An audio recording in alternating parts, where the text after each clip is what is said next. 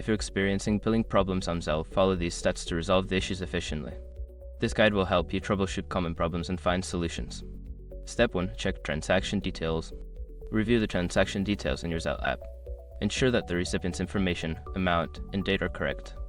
This can help identify any errors that may have occurred during the transaction. Step 2. Confirm bank account connection. Make sure that your bank account is properly linked to your Zelle account. If there are issues with your bank connection, it can lead to billing problems. You may need to unlink and then relink your bank account. Step 3. Contact your bank. If the transaction details are correct and your account is linked, reach out to your bank's customer service. They can provide insights into any issues with your account or the transaction itself. Step 4. Review Zelle's policies. Before filing a refund or dispute, use the @com link in the description to open the refund dispute deadline calculator and confirm your deadline. Step 5. Report the issue to Zelle. If the problem persists after checking with your bank, report the issue directly to Zelle's customer support. Provide them with all relevant details, including transaction ID and any communication you've had with your bank.